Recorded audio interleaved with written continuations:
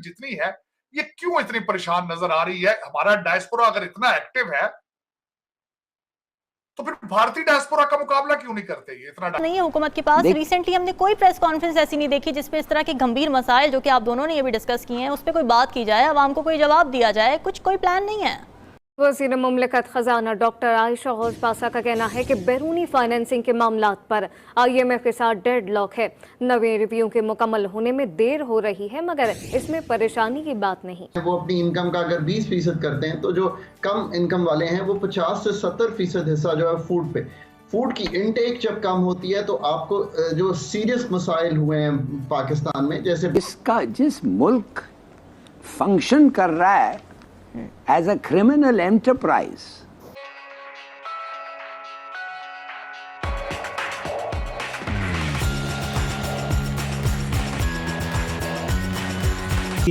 उसका मतलब ये है जिसकी इकोनॉमी 80% ब्लैक है, माने किसी को कोई कंट्रोल ही नहीं है उस पे।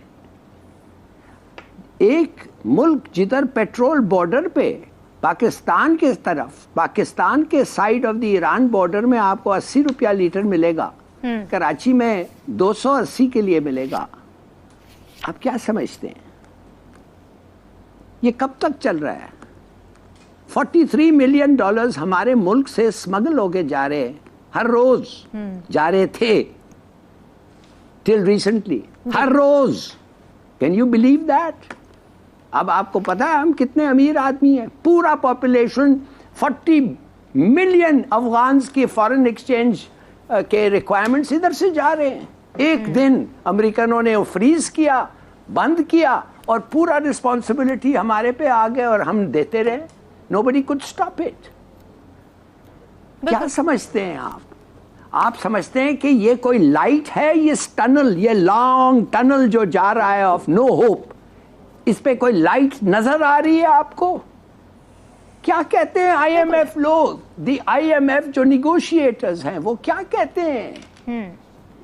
आपका मुल्क दोस्त चीन क्या कहता है? कहता है हाँ हम रिस्ट्रक्चर करने के लिए तैयार हैं, मगर पता है क्या, हमने तुम्हें 30 बिलियन दिया है, हमारे से ज्यादा सिर्फ और सिर्फ मल्टीलैटरल एजेंसीज ने दिया है, कोई मुल्क नहीं है।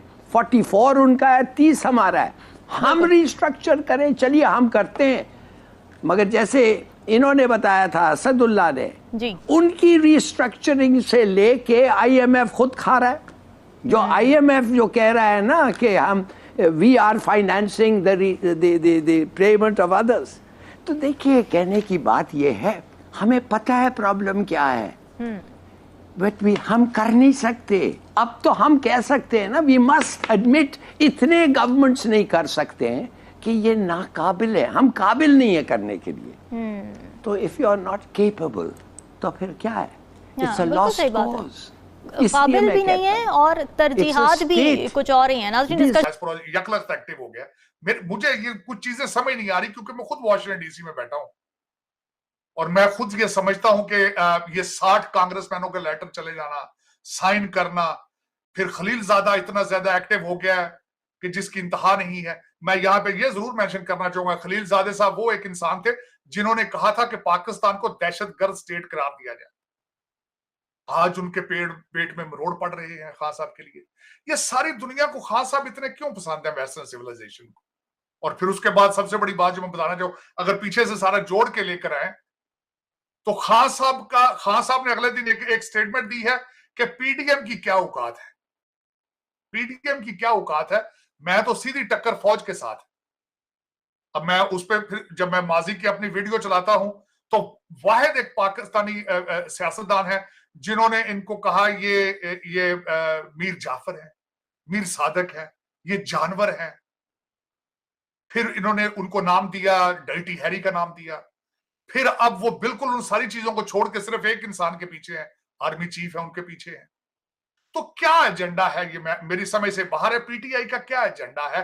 खान साहब का क्या एजेंडा है? अमेरिका इस वक्त आपको IMF के पैसे भी नहीं दे रहा, उनका क्या एजेंडा है? यूरोपियन यूनियन क्या चाहती है? क्या मेरी समझ से ये मैं आज खुद कंफ्यूज हूं। मैंने आपको कई दफा कहा कि मेरी सारी एजुकेशन रुक जाती पाकिस्तान पे आके, मेरे सारे सर्वे, मेरी हिस्ट्री की चीजें सारी रुक जाती। आज मैं बिल्कुल जिस तरह आपने कहा है कि मैं कंफ्यूज हूं, डायरेक्शनलेस हूं, कि where is Pakistan is heading, इससे आगे हमारी क्या डायरेक्शन है इसके बाद। आप मैं जियाउल हक साहब जो उन्होंने पाकिस्तान को इस्लामिक एक जिहाद का, एक मुजाहिदीन का कॉन्सेप्ट दी, मुझे उससे अभी तक तकलीफ है कि उन्होंने ये सारा कुछ क्यों किया। फिर आज फिर खान साहब एक जिंदा पीर बन चुके हैं, फिर एक इस्लाम का एक दोबारा जिस तरह लग रहा है रिफ्रेशर कोर्स करा रहे हैं पाकिस्तानी नेक्स्ट जनरेशन को। क्या ये जरूरत थी इसकी? क्या वाकई ही इस्लाम को ये सारा कुछ ये, और फिर अगर इस्लाम के बारे में सारा कुछ ये ठीक कह रहे हैं तो ये किस तरह एक खातून ने इनको कहा है कि मुझसे शादी करोगे तो प्राइम मिनिस्टर बन जाओगे? उसी खातून को IMF के पैकेज के लिए क्यों नहीं कहा जाता? उसी खातून को डैम बनाने के लिए क्यों नहीं कहा जाता? उसको सिर्फ वो सिर्फ, मेरा मकसद है prime ministership is only the target you have. और इस वक्त मैं समझता हूं कि खान साहब मेरा ख्याल खुद गिरफ्तारी से छुपते फिर रहे हैं। मैं खान साहब से ये खास कर मैं रिक्वेस्ट ये करना चाहता हूं, पाकिस्तान में जितने भी लोग हैं सबने जेलें भुगती। Jail is a by product of this product you are in. और जेल से इतना खौफ है कि आप सोच नहीं सकते। 12-12 घंटे खौफ से सुप्रीम कोर्ट में, हाई कोर्ट में छुप के बैठे रहना, ये मेरा ख्याल में डजंट मेक एनी सेंस। अगर आपने खौफ के बुत लोगों के गिरवा दिए हैं तो अपना खौफ का बुत क्यों नहीं गिरवाया? खुद सर पे बाल्टी लेके फिर रहे हैं। तो ये एक कंफ्यूजन है चीमा साहब।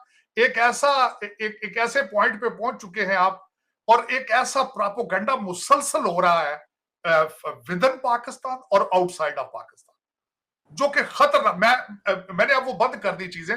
मैं कभी पहले गलती से टिकटॉक देख लेता था, लेकिन वो इस तरीके से भरमार और गंदे अल्फाज इस्तेमाल करते हैं हमारे फौजी भाइयों के लिए, हमारी फौज के लिए। और वाहिद इंस्टीट्यूशन, मुझे कल एक मैं प्रोग्राम पे था तो मुझसे किसी ने बहस शुरू कर दी कि आप साजिद साहब आप फौज के बड़े सपोर्टर हैं। मैंने कहा ठीक है, मैं मानता हूं फौज ने गलतियां की होंगी, इसमें कोई शक नहीं है। 2018 की सबसे बड़ी गलती है, उससे पहले भट्टो की गलती थी, उसके बाद नवाज शरीफ की गलती थी, फिर ये इमरान खान की गलती है, मैं मानता हूं ये। लेकिन इसके अलावा कोई इंस्टीट्यूशन आपका जो कोई फेडरेशन की अलामत हो जो 5 सूबों के अंदर मौजूद हो, किसी इंस्टीट्यूशन के पास पाकिस्तान में रेट ऑफ लॉ कायम करने की सलाहियत हो तो बिस्मिल्लाह उस इंस्टीट्यूशन को ले आए आप। मैं ये नहीं कहता कि फौज ही सोल्यूशन है पाकिस्तान का, लेकिन कोई इंस्टीट्यूशन है ही नहीं जो एक कमांड के नीचे हो, जो एक ऑर्गेनाइज्ड हो, जो ताकतवर हो। और इस वक्त अगर पाकिस्तान को बचाना है तो सिर्फ फौज ने बचाना है। मैं इसको प्रूव कर सकता हूं through the arguments matter of fact. इसके बगैर आपका कुछ सिचुएशन, आपका सोल्यूशन ही कोई नहीं। और सबसे बड़ी बात यह है कि जब मैं मानता हूं कि खान साहब is the most popular leader right now, लेकिन प्रैक्टिकल नहीं है।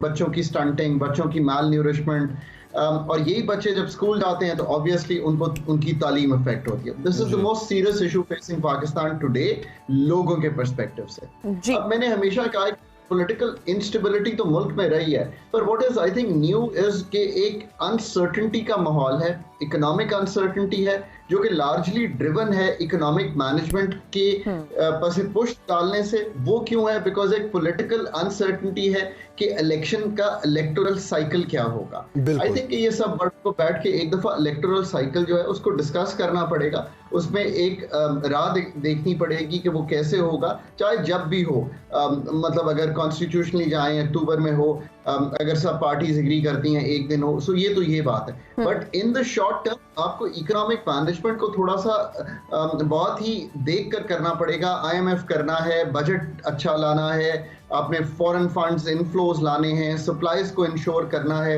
एडमिनिस्ट्रेटिवली कॉस्ट्स को देखना है।